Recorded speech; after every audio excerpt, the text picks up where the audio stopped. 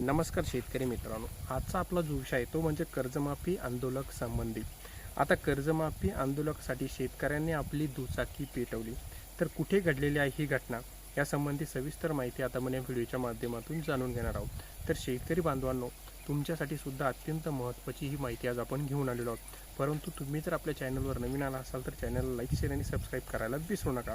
चला तर बघूया आपण आपला आजचा विषय काय तो आपण समजून घेऊया. तर शेतकरी बांधवांनो, तुम्ही बघू शकता की आजचा आपला जो विषय आहे तो म्हणजे महत्त्वाचा विषय शेतकऱ्यांसाठी, म्हणजे शेतकऱ्यांनी जी कर्जमाफीसाठी आंदोलक शेतकऱ्यांनी लाख मोलाची दुचाकी पेटवली. यापुढे मंत्र्यांच्या गाड्यात जाळू असे आंदोलकांनी सुद्धा इशारा दिलेला आहे. तर कुठे घडले हे, चला आपण आता माहिती सविस्तर समजून घेऊया. राज्य सरकारने शेतकऱ्यांसाठी कर्जमाफीचा जो निर्णय घेतला होता असून विधान परिषद निवडणुकीची आचारसंहिता संपुष्टात येतात लागू होणार असल्याची सुद्धा माहिती समोर येत आहे. अशातच शासनाने केलेल्या कर्जमाफीच्या अनेक अटी व शर्ती लादण्यात असल्याने शेतकरी संघटनाकडून ह्या कर्जमाफीला तीव्र असा विरोध करत आहे. सरसकट कर्जमाफी करण्याची मागणी सुद्धा केली जात आहे.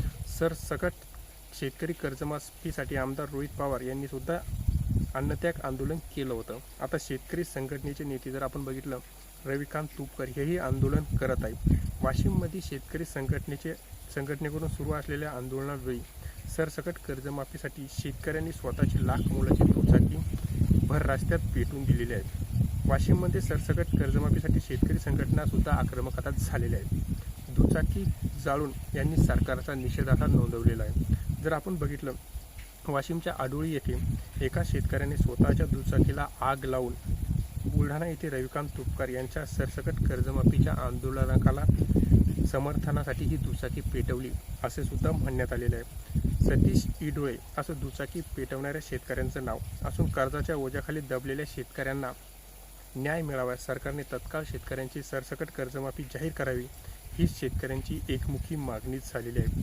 शेतकऱ्यांच्या भावना समजून घ्या, अन्यथा हे आंदोलन आणखीन तीव्र होणार. यापुढे नेते मंडळी व अधिकाऱ्यांच्या गाड्या पेटवल्या जातील आणि ते सुद्धा मागे पुढे न पाहता अशा इशारा सुद्धा आंदोलकांनी दिलेला आहे. आपण जर बघितलं तर राज्याचे जे मुख्यमंत्री आहेत त्यांनी कर्जमाफी जाहीर तर केलेली आहे, परंतु या कर्जमाफीमध्ये बऱ्याचशा अशा अटी व शर्ती ह्या लादलेल्या आहेत. त्यामुळे बरेचसे शेतकरी कर्जमाफीपासून वंचित राहणार आहे. यासाठी जर आपण बघितलं तर सुरुवातीला जे आंदोलन झालं ते केलं रोहित पवार यांनी जे आंदोलन केलं होतं अन्नत्याग आंदोलन, त्यामध्ये सरकारनं त्यांनी आश्वासन दिलं होतं सरकारने की आम्ही 22 जुलै जी आपली 22 जून रोजी जी बैठक होणार आहे त्यामध्ये सविस्तर निर्णय घेऊन शेतकऱ्यांना कर्जमाफी संबंधी नवीन अटी व नियम जाहीर करू आणि त्यामध्ये शेतकरी पूर्ण कसे बसतील याचा निर्णय घेऊ आणि तुमच्यासोबत चर्चा करू.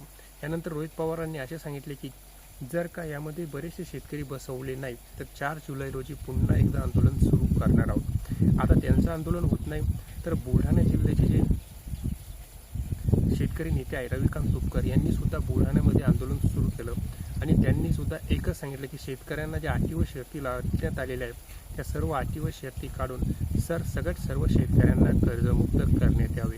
ज्याप्रमाणे 2019 मध्ये उद्धव ठाकरे यांनी कर्जमाफी जाहीर केलेली होती त्याप्रमाणे शेतकऱ्यांची कर्जमाफी जाहीर करण्यात यावी आणि सरसकट सर्व शेतकऱ्यांचा यामध्ये समावेश करण्यात यावा. कारण पूर्वी जर आपण बघितलं तर निवडणुकीपूर्वी सरकारनं सांगितले होते आम्ही सर्व शेतकऱ्यांची कर्जमाफी करणार, तिथे अटी व शर्ती टाकण्यात आल्या नव्हत्या, परंतु आता निवडणूक संपल्या म्हणून अटी व शर्ती टाकण्यात येत आहे.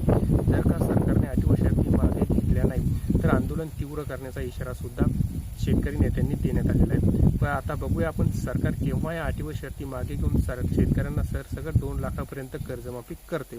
तर माहिती आवडल्या चॅनलला लाईक, शेअर आणि सबस्क्राईब करायला विसरू नका. त्याचबरोबर तुम्हाला काय वाटतं की या आंदोलनामुळे शेतकऱ्यांना कर्जमाफी मिळेल किंवा नाही मिळेल आणि सरकारने काय करायला पाहिजे हे तुम्ही कमेंट बॉक्समध्ये नक्की सांगा. माहिती आवडल्या चॅनल लाईक, शेअर करा, सबस्क्राईब करायला विसरू नका. धन्यवाद.